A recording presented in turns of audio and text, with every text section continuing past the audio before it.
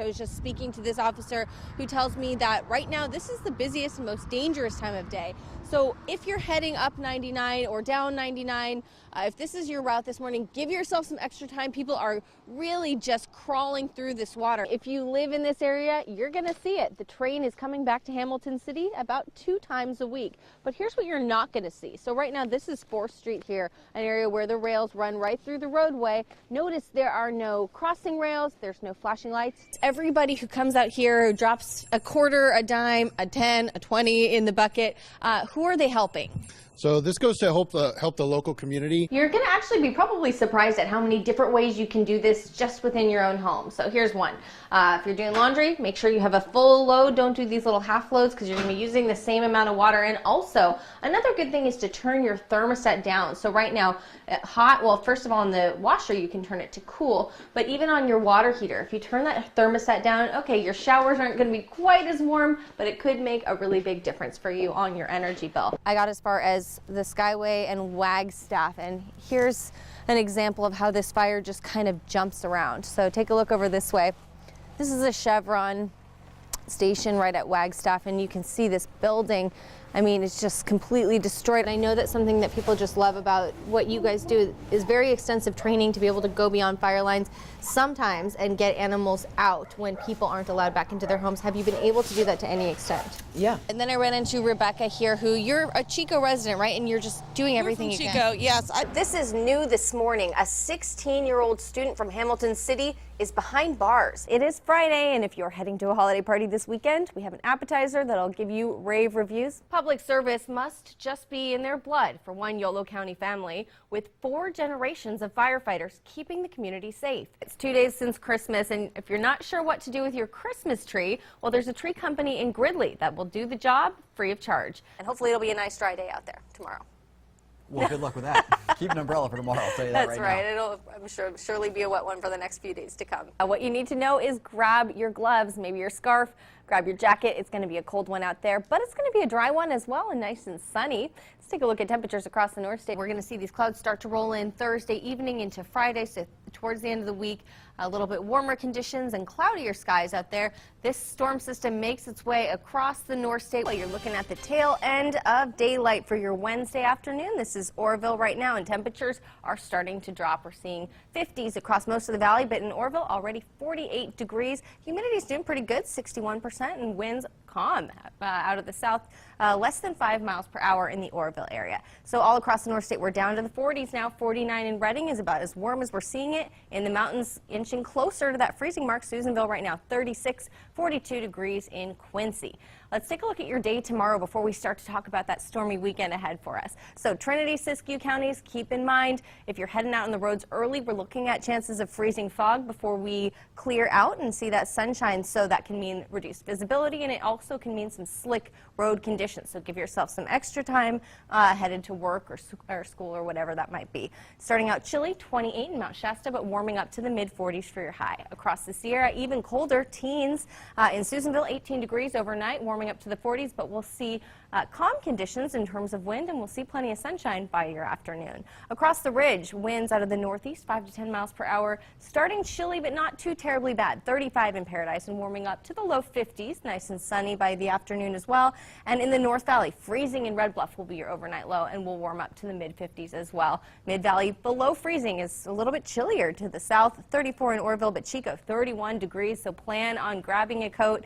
Prepare for a very cold start to your Thursday morning before we warm up just to the mid-50s. So similar temperatures to what you saw today, but calmer winds out there. Okay, so as we head into the weekend, this is what you need to keep in mind. We'll see these clouds start to roll in tomorrow afternoon. You'll notice that into Friday. The first band of moisture will probably hit before you wake up on Saturday morning. We're seeing rain across the valley. We're seeing snow in the mountains, probably up to 1 inch to 2 inches of rain at most for your Saturday. The same on Sunday, and Sunday we'll see winds pick up as well between these 2 separate bands of moisture. And we're not done yet. We're continuing to see rain and snow in the mountains Monday, Tuesday, and potentially even into Wednesday. I saw a huge plume of smoke over Paradise, and I thought to myself, this is going to be a bad day. From a bad day to this. What you're looking at is body cam footage of what Deputy Aaron Parmley believed to be the last moments of his life. I've never been in a situation before like I was that day. Never.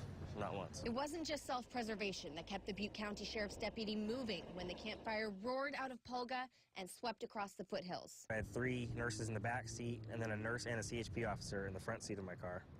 And when I jumped into my car, I noticed something was wrong. Their only choice was to run. Couldn't see very far. It hurt to breathe. Embers were landing in our hair and hurting really bad. Through luck or maybe a miracle, a bulldozer came along. Can we get in? But the escape was just the beginning.